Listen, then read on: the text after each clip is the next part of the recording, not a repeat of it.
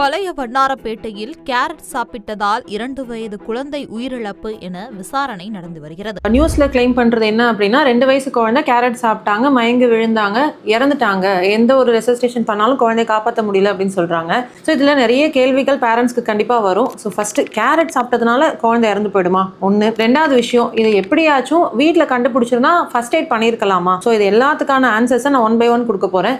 So first carrot சாப்பிட்டதுனால என்ன ஆகும் டாக்டர் அப்படின்னு கேட்டிங்கன்னா, பச்சையான கேரட்டை நம்ம துண்டு துண்டா, அதாவது காயின் மாதிரி ரவுண்டா வெட்டி குழந்தைங்களுக்கு தரும்போது குழந்தைங்களால மென்னு அதை ஒழுங்கா சாப்பிட முடியாது. எஸ்பெஷலி அந்த டாட்லர்ஸ்ன்னு சொல்லக்கூடிய 1.5 வயதுலேருந்து 3 வயது குழந்தைங்க, இவங்க என்ன பண்ணுவாங்கன்னா உள்ள போட்ட உடனே அது சாஃப்டா தான் இருக்கும் அப்படின்னு சொல்லிட்டு அப்படியே உள்ள வந்து முழுங்கும் போது அது மூச்சு குழாயை போய் அடைச்சிடும். அது சாப்பிட்டா உணவு குழாய்க்கு தானே டாக்டர் போகணும். மூச்சு குழாய் அப்படின்னா குழந்தை வந்து கொஞ்சம் வேகமாக சாப்பிடும் போதோ இல்லை பெரிய சைஸ் கேரட்டை சாப்பிட்ருக்கோம், அது வந்து பச்சையாக இருந்ததுனால விக்கி அது மூச்சு குழாய்க்கு போயிருக்கும். மூச்சு குழாயில ரவுண்டா எந்த ஒரு பொருள் போனாலும் அது அடைச்சிக்கும். அந்த மாதிரி மூச்சு குழாய் அடைச்சுதான் இந்த குழந்தை பரிதாபமா இறந்திருக்காங்க. ஸோ இதை வந்து நம்ம வீட்டில் எப்படி ஃபர்ஸ்ட் எய்ட் பண்ணணும் அப்படின்றது தான். அதில் கமெண்ட் இருந்தது, தலைகீழா போட்டு நீங்க வந்து குழந்தைய தட்டிருந்தாலே வெளில வந்திருக்கும் அப்படின்னு சொல்றாங்க. தலைகீழ போட்டு தட்டுறதுன்றது தப்பான மெத்தட் தான். What you have to do is, சின்ன குழந்தை அதாவது ஒரு 1 வயசு 1.5 வயசு வரைக்கும் உங்களால கையில வந்து இந்த மாதிரி தூக்கி பிடிக்க முடியுது அப்படின்னா உங்களுடைய ஆம்ல வந்து குழந்தைய வச்சுட்டு